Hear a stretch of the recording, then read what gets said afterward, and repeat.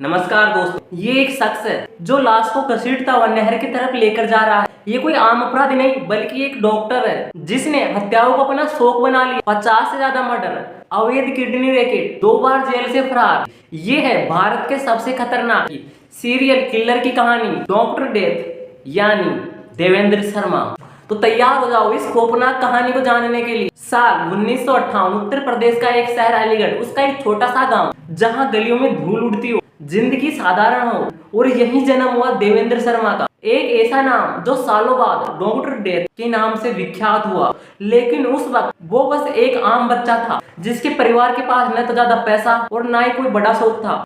लेकिन फिर भी देवेंद्र के सपने बड़े थे। वो अपने माता पिता, भाई बहनों को एक बेहतर जिंदगी देना चाहता था। देवेंद्र बचपन से पढ़ाई में बहुत तेज था।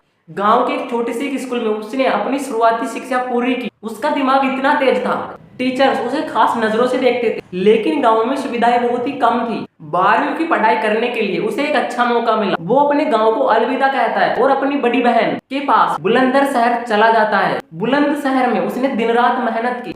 1970 के दशक में ज्यादातर लोग इंजीनियर या सरकारी नौकरी के पीछे भाग रहे थे। देवेंद्र ने एक अलग रास्ता चुना। वो बनना तो डॉक्टर चाहता था, लेकिन ना कोई MBBS, ना कोई BDS, बल्कि एक आयुर्वेदिक डॉक्टर। सपनों को हकीकत में बदलने के लिए उसने पटना की एक यूनिवर्सिटी में दाखिला लिया और यहाँ देवेंद्र ने BAMS, bachelor of Ayurvedic medicine and surgery की पढ़ाई शुरू की। आयुर्वेद यानी जड़ी बूटियां और प्राचीन भारतीय चिकित्सा पद्धति का विज्ञान। उस दौर में लोग आयुर्वेद को उतना सम्मान नहीं देते थे जितना आज देते हैं, लेकिन देवेंद्र को इस पर पूरा भरोसा था। वो दिन रात पढ़ता, जड़ी बूटियों के गुण सीखता और मरीजों के इलाज के पारंपरिक तरीकों को समझता। पढ़ाई के दौरान 1982 में उसने शादी कर ली। साधारण सी शादी जैसे उस दौर में गाँव में होती है। उसकी जिंदगी अब एक नई दिशा में बढ़ रही थी। आखिरकार 1984 में उसने BAMS की डिग्री को पूरी कर ली। अब देवेंद्र ऑफिशियली एक आयुर्वेदिक डॉक्टर बन गया। देवेंद्र को डिग्री मिलते उसने राजस्थान की बांदी कुई में जनता क्लिनिक खोला। ये वो दौर था जब लोग आयुर्वेदिक डॉक्टर पर ज्यादा भरोसा नहीं करते थे, लेकिन देवेंद्र ने अपनी मेहनत और लगन से लोगों का विश्वास जीत लिया। देवेंद्र दिन रात मरीजों का इलाज करता, जड़ी बूटियों से दवाइयां बनाता, छोटी मोटी बीमारियों का इलाज करता, लोगों के बीच गांव में अपनी एक अलग पहचान बना ली। यहाँ तक देवेंद्र की जिंदगी में सब कुछ ठीक चल रहा था, जो कि लाइन, स्थानीय लोगों का भरोसा और एक खुशहाल परिवार। लेकिन फिर देवेंद्र की जिंदगी में एक तूफान आता है जिसने इस डॉक्टर की जिंदगी को उथल पुथल कर दिया। वो तूफान ने एक ईमानदार डॉक्टर को डॉक्टर डेथ बना दिया। आखिर क्या हुआ, क्या थी वो गलती जिसने देवेंद्र शर्मा को अपराध की दुनिया में धकेल दिया? देवेंद्र के मन में एक आग जल रही थी ज्यादा पैसा कमाने की, और यहीं से शुरू होती है उसकी सबसे बड़ी गलती। उसके कुछ दोस्तों ने देवेंद्र को एक गैस सिलेंडर डीलरशिप का लालच दिया। उसके दोस्तों ने देवेंद्र से कहा, ये बिजनेस तुम्हें रातों रात अमीर बना देगा। देवेंद्र ने अपने 10 साल की मेहनत की सारी कमाई 11 लाख रुपए इस डीलरशिप में झोंक दिए। लेकिन ये डीलरशिप पूरी तरह एक स्कैम थी। सारी कमाई एक झटके में डूब गई। देवेंद्र ने अपना जनता क्लिनिक बंद कर दिया। देवेंद्र पूरी तरह टूट चुका था। वो बांदी कुई छोड़कर वापस अलीगढ़ लौट आया। लेकिन इस नुकसान ने उसके अंदर एक आग जलाई, बदले की आग। 1995 में देवेंद्र ने एक खौफनाक रास्ता चुना। देवेंद्र ने अपने साथी डॉक्टर अमित के साथ मिलकर अवैध किडनी ट्रांसप्लांट रैकेट की शुरुआत की। डॉक्टर होने की वजह से उनके लिए ये सब करना आसान था। हर किडनी के ट्रांसप्लांट के लिए वो 5 से 7 लाख रुपए लेते थे। सिर्फ 2 ट्रांसप्लांट देवेंद्र ने अपना सारा नुकसान वापस रिकवर कर लिया। लेकिन अब देवेंद्र का लालच पूरी तरह बढ़ चुका था। एक डॉक्टर जिसने कभी मरीजों की जान बचाई, वो आज इंसानी जिंदगियों का सौदा करने लगा। लेकिन ये तो बस शुरुआत थी। आगे जो हुआ वो तो और भी डरावना है। 1995 में देवेंद्र शर्मा अपराध की दुनिया में कदम रख चुका था। इस किडनी रैकेट से वो पैसे तो कमा रहे थे, लेकिन रिस्क ज्यादा था। इसलिए देवेंद्र ने एक नया और खौफनाक प्लान बनाया। एक फर्जी गैस एजेंसी खोली और उसका नाम रखा भारत पेट्रोलियम, जो अलीगढ़ के छारा गांव में चल रही थी। लेकिन ये गैस एजेंसी बेचने के लिए नहीं, बल्कि चोरी के सिलेंडरों को मार्केट में उतारने के लिए थी। देवेंद्र इस काम को करने के लिए एक छोटी सी गैंग तैयार करता है। राज, उदयवीर और वेदवीर इनके टारगेट थे। वो ट्रक ड्राइवर जो LPG गैस के सिलेंडर लेकर अलीगढ़ के आसपास 50 से 60 किलोमीटर के दायरे में गुजरते हैं। ये लोग ट्रक ड्राइवरों को सुनसान इलाकों में टारगेट करते हैं, जैसे अलीगढ़ से कासगंज की ओर जाने वाली सड़कें। जैसे ही कोई ट्रक आता, देवेंद्र की गैंग उसे घेर लेती। सिलेंडर लूट लिए जाते और ट्रक को खोलकर उसके पार्ट्स बेच दिए जाते मेरठ के ब्लैक मार्केट में। लेकिन ट्रक ड्राइवर उसको तक नहीं छोड़ा जाता। देवेंद्र डॉक्टर होने की वजह से उसकी किडनी निकाल लेता और फिर उसकी हत्या कर देता। किडनी अवैध बाजार में बिक जाती और लाश वो तो बस शुरुआत थी।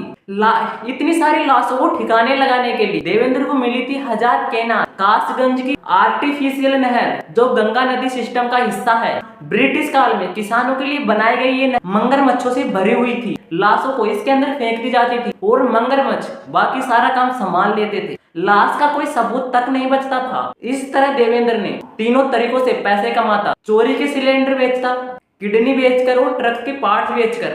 सालों तक ये सिलसिला चलता रहा 1995 से 2000 तक। लेकिन फिर देवेंद्र का हत्या करने का शौक बढ़ गया। एक डॉक्टर जो कभी जिंदगियां बचाता था वो मौत बांट रहा है। क्या पैसों के लालच ने उसे इतना अंधा बना दिया या फिर सरकार की कमजोरियों ने ये मौका दिया? साल 2000 देवेंद्र शर्मा अब सिर्फ पैसों के लिए नहीं बल्कि मजे के लिए हत्या करने लगा। ट्रक ड्राइवर्स का खेल अब उसे पुराना लगने लगा। देवेंद्र ने अब एक नया टारगेट चुना, टैक्सी ड्राइवर। उसका नया प्लान इतना शातिर था कि पुलिस भी सालों तक अंधेरे में रही। 2000 के दशक में ओला, उबर जैसे एप्स नहीं थे। टैक्सी बुक करने के लिए लोग रेलवे स्टेशन, बस स्टैंड या ट्रेवल एजेंसियों पर निर्भर थे। देवेंद्र दिल्ली या गुड़गांव जाता और फर्जी नाम से टैक्सी बुक करता, जैसे रमेश शर्मा या कोई और विक्रम सिंह, और डेस्टिनेशन हमेशा कासगंज के पास हजारा केनाल का कोई सुनसान इलाका। रात का समय टैक्सी ड्राइवर को किसी बहाने जैसे पानी चाहिए या वॉशरूम जाना ऐसे बोलकर गाड़ी को रुकवा लेता और एक तेज चाकू से ड्राइवर का गला रेत देता। लाश को घसीटकर हजारा केनाल में फेंक देता, जहां मगरमच्छ सबूत मिटा देते और टैक्सी को वो उत्तर प्रदेश के ब्लैक मार्केट में ले जाता, जहां 20 से 25 हजार रुपए में उसे बेच देता। ये सिलसिला 2000 से 2004 तक चला। कितने ड्राइवर मारे गए इसकी सटीक संख्या तो कोई नहीं जानता, लेकिन देवेंद्र ने बाद में कबूल किया कि 50 से ज्यादा हत्याएं तो उसे याद है और ये सब वो मजे के लिए करता था। सोचिए, एक डॉक्टर जिसे भगवान का दर्जा दिया जाता है कैसे वो शैतान बन गया, और सिस्टम वो तो बस खामोश से तमाशा देख रहा था। लेकिन आखिरकार 2004 में उसकी किस्मत ने उसे धोखा दे दिया। साल 2004 देवेंद्र शर्मा की किस्मत ने आखिरकार उसका साथ छोड़ ही दी। एक टैक्सी ड्राइवर की हत्या की कोशिश के दौरान गुरुग्राम की पुलिस ने उसे गिरफ्तार कर लिया। लेकिन असली झटका तब लगा जब इंट्रोगेशन के दौरान देवेंद्र ने अपना कन्फेशन दिया। कोर्ट में केस चले लेकिन सबूतों की कमी, कोई बॉडी, कोई डायरेक्ट विटनेस, इन सब की वजह से देवेंद्र को सिर्फ 7 मामलों में उम्र कैद की सजा मिली। दिल्ली, राजस्थान और हरियाणा के कोर्ट से राजस्थान कोर्ट ने 2004 में जयपुर टैक्सी ड्राइवर मर्डर के लिए लाइफ सेंटेंस दिया। फरीदाबाद एडीजे कोर्ट ने 2007 में कमल सिंह हत्याकांड में दोषी ठहरा और 4 मई 2008 को गुरुग्राम कोर्ट ने नरेश वर्मा मर्डर के लिए डेथ पेनल्टी सुनाई। लेकिन बाकी 50 हत्याओं के लिए कोई सजा नहीं, क्योंकि सबूत बिल्कुल भी नहीं मिले। सोचिए, 50 से ज्यादा हत्या की लेकिन सिर्फ 7 केसों में सजा। क्या ये न्याय है या सिस्टम की नाकामी? एक डॉक्टर जो जिंदगियां बचाने की कसम खाता है अब मौत का सौदा कर रहा है। लेकिन ये कहानी यहीं पर खत्म नहीं हुई। 2004 से 2020 तक देवेंद्र शर्मा जयपुर के सेंट्रल जेल में सजा काट रहा था। लेकिन 16 साल की कैद के बाद अच्छे व्यवहार के नाम पर उसे 28 फरवरी 2020 को 20 दिन की पेरोल मिल गई। पेरोल का मतलब होता है टेम्परेरी रिलीज, फैमिली इमरजेंसी या गुड कंडक्ट के लिए। लेकिन देवेंद्र ने पेरोल तोड़ा। वो जेल से छूटने के बाद वापस जेल में लौटा ही नहीं। जेल से छूटने के बाद वो अलीगढ़ जाता है, फिर दिल्ली पहुंचता है। वहां पर देवेंद्र ने अपना हुलिया पूरी तरह बदल लिया, दाढ़ी बढ़ाई, बालों को लंबा किया, दिल्ली के बापरोला में दूसरी पत्नी के साथ रहने लगा। देवेंद्र की पहली पत्नी ने उसके अपराधों की वजह से 2004 में उसे तलाक दे दिया। देवेंद्र ने दिल्ली में प्रॉपर्टी डीलर का धंधा शुरू किया, यहाँ तक कि देवेंद्र ने एक विवादित बिल्डिंग को बेचने की कोशिश की। लेकिन जुलाई 2020 में दिल्ली पुलिस की क्राइम ब्रांच को टिप मिली। एक इंस्पेक्टर ने वांटेड क्रिमिनल्स जानकारी इकट्ठा करते हुए उसे पकड़ लिया और इस बार उसे तिहाड़ जेल भेजा गया, ज्यादा सख्त और सिक्योरिटी वाली। लेकिन देवेंद्र ये सब करने के बाद भी नहीं रुकता। देश के नियमों के मुताबिक पेरोल तोड़ने वाले को दोबारा पेरोल नहीं मिलनी चाहिए। फिर भी 9 जून 2023 को दिल्ली के सरिता विहार पुलिस स्टेशन के case FIR number 55/2004 IPC section 302, 365, 392 और 201 इसमें फिर उसे 2 महीनों की पेरोल मिल गई। 3 अगस्त 2023 को वो दिन था। देवेंद्र को वापस सरेंडर करना था। सरेंडर करने के बजाय वो फिर फरार हो गया। पुलिस ने फिर छापे मारे, अलीगढ़, जयपुर, दिल्ली, आगरा, प्रयागराज, हर जगह को चेक किया गया, लेकिन वो गायब था।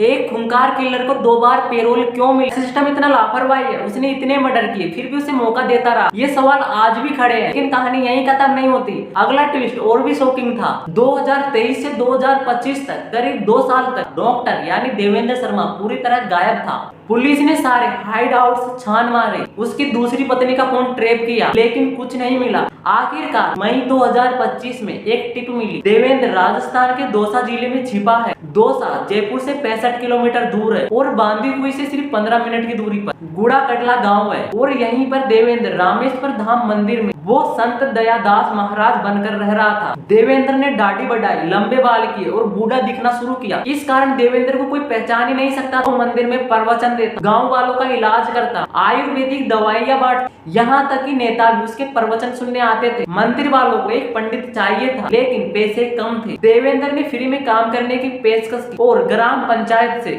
ओल्ड एज होम खोलने की परमिशन भी ले ली। मंदिर में एसी, कैमरा, टीवी सब कुछ लगवा दिया, लेकिन पुलिस को शक था। अब दिल्ली पुलिस की क्राइम ब्रांच एक प्लान बनाती है। दिल्ली की पुलिस क्राइम ब्रांच ने अपनी सारी टीम को गांव वाली बनाई और मंदिर में घुसा दी और उन्होंने प्रवचन सुने, दवाइयां ली, लेकिन देवेंद्र का लुक चेंज था। तो दिल्ली की क्राइम पुलिस कंफ्यूज थी। फिर देवेंद्र को पुरानी फोटोज और वीडियो से मैच किया। देवेंद्र आंख और नाक की शेप नहीं बदल सकता और यही संत दयादास है। 20 मई 2025 को मंगलवार को देवेंद्र प्रवचन दे रहा था और पुलिस ने वहीं से उसे अरेस्ट किया। पूछताछ में देवेंद्र कबूल करता कि मैंने पेरोल तोड़ा और मैं कभी लौटना नहीं चाहता था। एक कातिल कैसे इतने साल छिपा? क्या सिस्टम की निगरानी इतनी कमजोर है? देवेंद्र शर्मा का पूरा केस 1994 से 2025 तक चला। एक कड़वा सच दिखाता है। 1994 से 2004 तक 125 अवैध किडनी ट्रांसप्लांट, हर एक से 5 से 7 लाख कमाए। ट्रक टैक्सी ड्राइवर, 50 से ज्यादा हत्याएं और उनकी बॉडीज को हजारा कैनाल में फेंका गया। जब एनडीआरएफ की टीम वहां पर सर्च करने गई तो कुछ नहीं मिला। मच्छों ने सारे सबूत मिटा दिए, लेकिन 2 बार पेरोल तोड़ा, फरार हुआ, सिस्टम को मौका दिया। क्या रिहेबिलिटेशन के नाम पर क्या जस्टिस को कुर्बान कर दिया गया? 50 से ज्यादा हत्याओं के बाद भी बार बार देवेंद्र को पेरोल मिला।